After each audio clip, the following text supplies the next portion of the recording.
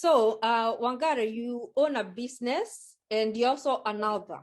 So, if I may ask, what made you become an author? What motivated you? Oh, wow. I knew I could write from as early as class 4.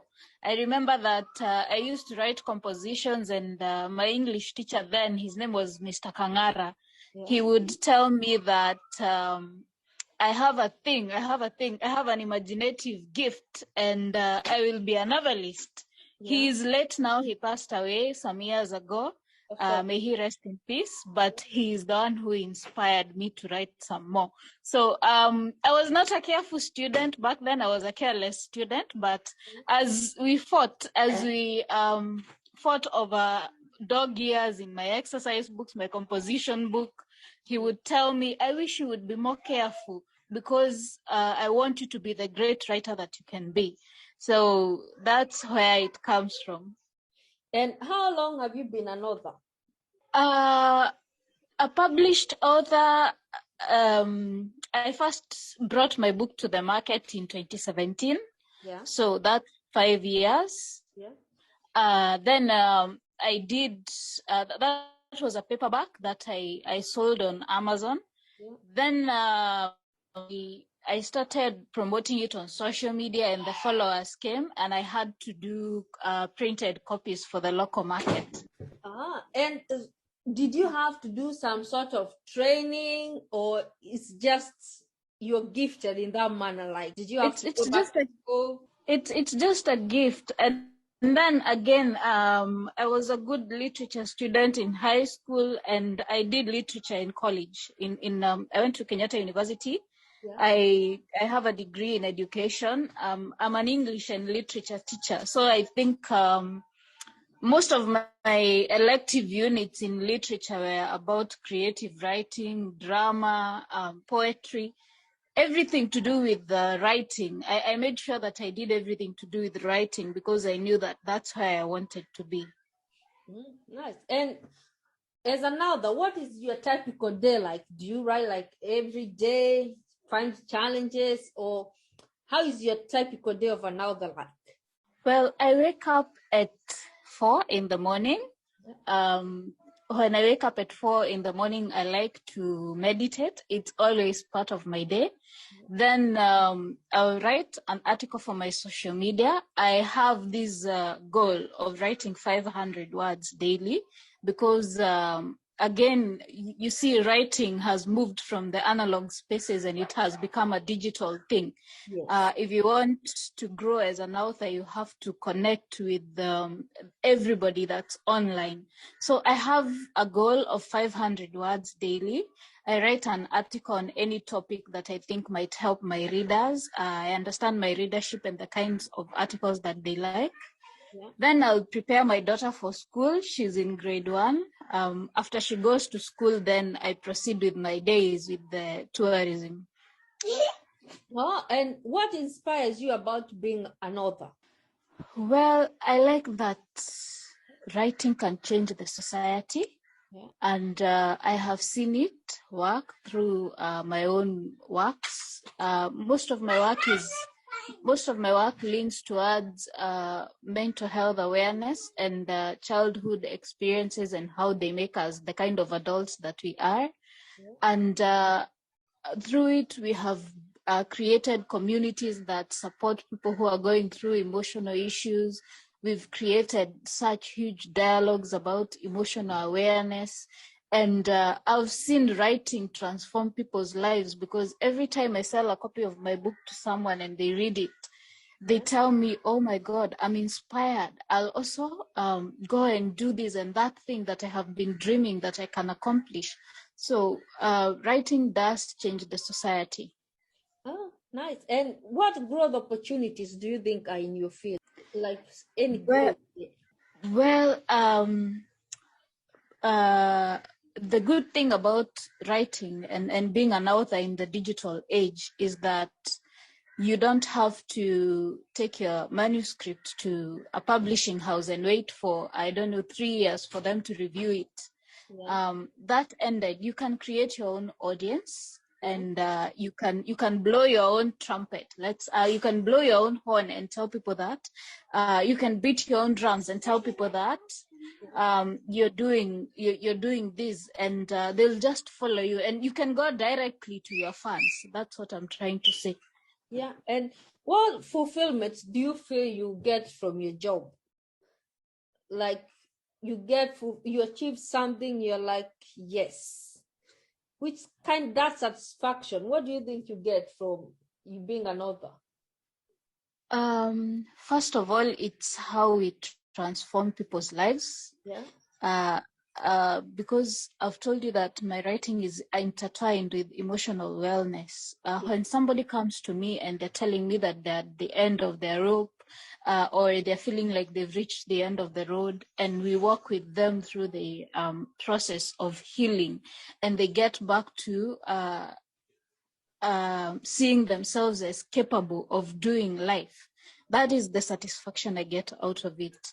The other thing that I find very satisfying is that, you can speak about injustices in society. Like I've spoken about injustices like children being bullied in schools. We've spoken about injustices like communities that are marginalized being harassed, and we've seen a lot of positive change. There's still a lot to be done, but we see a lot of positive change.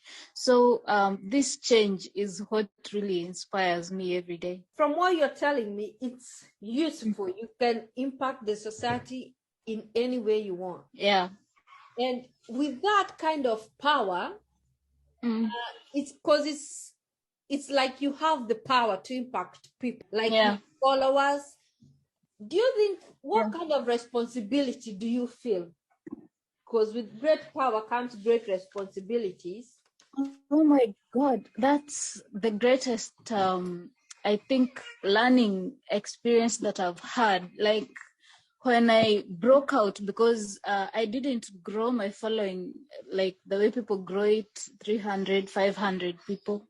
And so on. I just wrote one article that was funny, and it got viral, and I got so many followers in one day, in 1 week, and it became a thing. I didn't know how to handle that, so I made a lot of mistakes. There was a time I posted about ice cream that had gone bad, and it became a whole huge issue. I think I hadn't understood how many people are reading me and sharing my content, and I almost created a PR, what is it called, a PR crisis. I almost created a PR crisis for that company, but through that experience, they were very graceful to me because they replaced the ice cream, and I apologized for not going to them first, talking about it online. But through that experience, I started learning that it's like my hands. It's like the way you see in superhero movies, when the superhero first of all finds that they have supernatural powers, they burn a building, they burn a bridge, and then they get to learn how to control that power. So over the years, I've learned to be very selective about the dialogues that I engage in. When a dialogue starts facing or trending towards a direction that I don't want, I just, withdraw it and talk to my audience. And I think I've transformed my audience from the most chaotic and most troublesome people to a safe place where people can express what they're feeling and how it's affecting their lives. Yeah, so and as another, you are another, and you're also a businesswoman. Yeah. You run a tourist company, yeah? Yes. And how does that affect your life, social life, your family? How do you manage all this? Well, I'd say that I took up tourism as my holiday from the rest of everything that goes on in my life, and I'm doing it with a partner, so I don't have to be there 100%. And again, my tourism is concentrated around the North Coast region of Kenya, and that's where I'm situated. So I don't travel a lot. My agents do, my tour guides do, but myself, I don't travel a lot. I do the bookings. I will guide clients through the process of booking a tour with me and make sure they're comfortable once they arrive. But my day is pretty easy. By 6 p.m. I'm done. I can get back home to my daughter, make dinner, and maybe speak to my followers on social media about something and just call it a day. Oh, and have you ever considered changing your profession, like not being an author, or you love it? This is it. I was a teacher before I quit teaching for writing. Yeah. I still find myself teaching a lot online. I don't think I quit teaching. I just think my students changed. I wouldn't give up writing for any other career because it's been my passion. Yeah. Ever since I knew how to write English sentences, that has been my passion. As early as high school, I was writing novels in an exercise book because we didn't have computers back then. I wouldn't change it for any other career. I think I'm pretty much where I want to be. So, and what challenges, like an author, you have these challenges. What do you think are the challenges that you faced as an author? The first challenge that we face, that I face personally as an author, is that sometimes there'll be misunderstandings because people don't understand literature. For example, you might create a piece of work that's supposed to be a satire, or it's supposed to be humor, or it's supposed to be, and people will misunderstand it because not everybody understands literature. And when they misunderstand it, it becomes a whole other issue. So you have to explain to them, no, this is how satire works. This is how hyperbole works, exaggerating things. This is how, if I write a poem, it doesn't mean that's what I'm going through. You have, explaining a lot of things. And what do you, with such challenges, what do you wish people knew about your job? Like being another, what do you wish people know about it? I wish people knew that mostly it's creative work. Yes, it's based on things that happen in society, but mostly it's creative work. Yeah. And most of the times, because I am a humor writer, I aim to entertain. I also wish people knew that by the end of the day, the intentions in an author's heart are very pure. We just want to see positive change in society. We don't have beef with anyone. We don't aim to ruin anybody's business or life when we write about these issues that are happening in our communities. We just want a beautiful experience for everybody as long as they are on earth. True. And when you started these professions, now where you are, is there anything that you have found differed from what you thought to the reality of things? Something that you thought, oh, it's gonna be like this, then the reality hits, it's totally different from what you thought. Is there any way that you found it different? Oh yes, the journey has been difficult. I remember when I started getting a following on social media, I'd throw tantrums, like I didn't know what to do with people who are just following me, and they're taking it. It's like they're taking my word for law. It's like if I say something, they have to do it. If I say that, I don't know, if I say that I like this brand of bottled water, they have to have it. I didn't know what to do with that. So I used to throw a lot of tantrums and tell people, I'm not your role model. Please stop following me. Please know that, you're sovereign. You have your own thoughts. You have your own decisions to make. Just don't follow everything I say. I'm just expressing an opinion. But with time, I learned how to express it in words and tell people that this is just an opinion.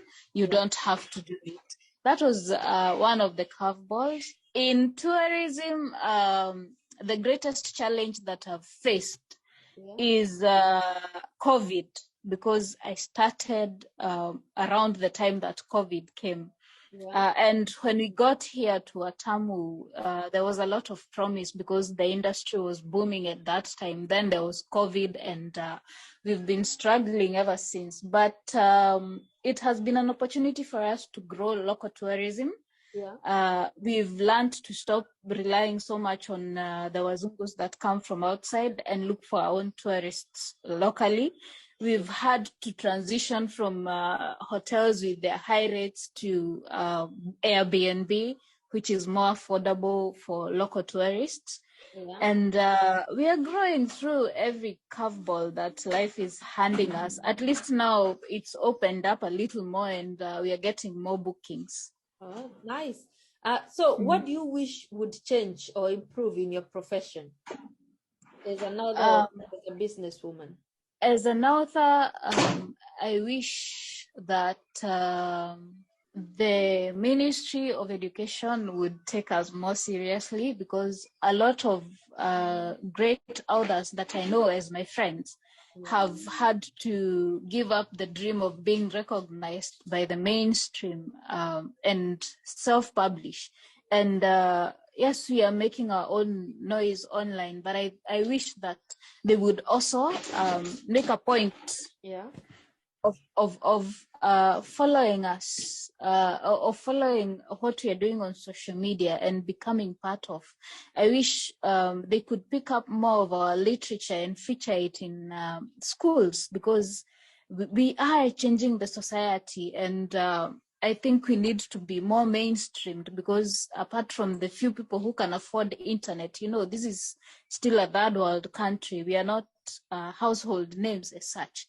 So I wish there was more support for us and what you're trying to do in writing. In tourism, in tourism, I think mostly to do with getting the name of Kenya out there, and making sure that we are selling ourselves as a safe and beautiful destination. I think that would help. And if, as an author, do you think that there's some pressures that you face from the society? You as an author, is there pressure yes, from the society? Yes, there's a lot of pressure. For example, you'll find that everybody wants you to affiliate yourself with them, from religious groups to social groups to every other grouping. And sometimes you have to be very careful so that you don't exclude anybody when you're talking about a particular issue. That's one kind of challenge or pressure that we face from the society. Then people will come to your inbox and tell you, can you speak about this? Can you speak about that? They expect you to have an opinion on everything, which is not possible. And again, the opinion might not be what they want it to be.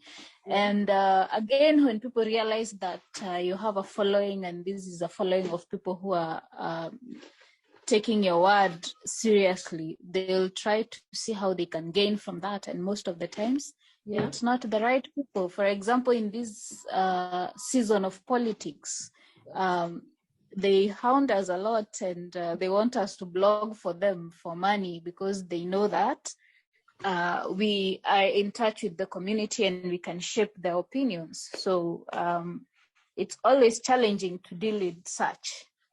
So is that some of the things you'd say that you don't like about being in your profession? Being like I wouldn't say that there's something I don't like about being in my profession. I'd say that it's how you deal with everything. For example, if somebody approaches you and tells you that they want to buy your opinion, and they want to buy your followers for their own political gains, you can simply say no, and that's the end of the story. You see, if somebody comes to you and tells you that they want you to promote their brand, and you're not convinced that their brand is the best in the market in whatever product they're selling, you can simply say no. You know, you don't you don't have to. It's something that you really don't. You have a choice. As writers, we have a choice, and I wish that many of us knew that we can exercise this choice. Do you wish most authors would be true to themselves? You know, you could be stuck somewhere and you're like, I need this money, so I'm gonna say this. It's just saying. So do you think most people can go astray just for, you know, you're backed into a corner? Yes, people do that a lot. I have seen it happen a lot, especially in the social media space. There are cliques. Those cliques of people who are highly opinionated on certain issues. For example, you'll find people with extreme feminist issues creating a lot of extreme masculinity or chauvinistic issues. And they get a lot of following because they know how to chase clout. And I'm sure that even names can come to your mind when you hear about these discourses about toxic masculinity, toxic femininity. I'm sure that there's names that come to mind because I think this is what gets people followers. So I do know that people lose their voice when trying to get these followers. Personally, what I like doing is if I write an article and I later catch myself and think, was I clout chasing this, or was I being authentic to myself? I just delete it and let it go, because I think the kind of writing that transforms society is the one that comes from your deepest inspiration, not peer pressure or social pressure. Oh, nice. And knowing what you know now, what do you wish that you knew earlier when you were joining the profession? Like, there are some things you came to learn 2 years down the line, 1 year. What do you wish somebody who joins your profession would know now that could save them money, time, you know, save them? Well, in writing, I wish I knew that online bullies are just online bullies, because when I first started in 2014, and I had to shut down an account because of being trolled on social media. I even went into therapy for it, and I think that's how I learned that most of the people that you meet online and they're being mean and hateful, they're projecting their own issues. They don't have any power over you. They're powerless. That's why they're trying to bully you, to exert some kind of power over you. I wish I knew that, because I wouldn't have brought down my social media assets. You know, I shut down accounts that had followers because of that. I would advise anybody who is getting into writing and who will get into these social media spaces and become a voice there, to remember that the online dialogues that happen are just that. You know, maybe it's somebody that's in their home frustrated because the husband or the child or the friend is not treating them well, and they take out that on you. It doesn't mean that you're a bad writer or the world is going to end when they troll you. It just means that they have issues. I hope everybody getting into writing understands that not everybody will like your opinion. No matter how good or neutral it is, there will always be someone with issues, but that doesn't mean that you stop writing. I've had people come to me and practically make death threats to me. There's a time I went into some religious dialogues, and people would send me death threats. Stop talking about our church, or we will take care of you. I don't think it's the church that was doing that. I think it's just a person who believes in that church a lot, that thought they can hide behind a fake account and make threats so that I can stop writing things that they don't want to see. But in reality, these things are happening in society.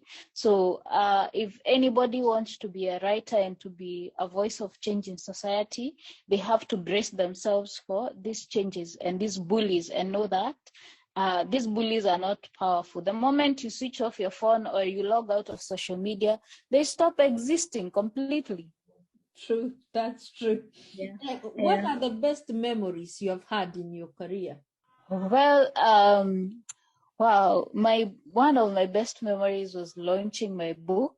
Yeah. It was received so well. I struggled so much reprinting copies because they were flying off the shelves. That was last year.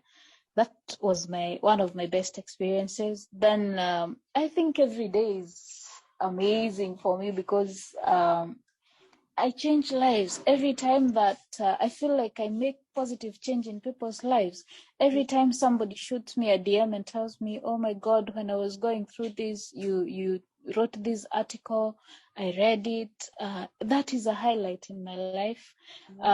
There's a time the Kenya Institute of Curriculum Development called us for a meeting, and they wanted to know if they can include an African kind of spirituality in their curriculum because it was a conversation back then. That was a highlight.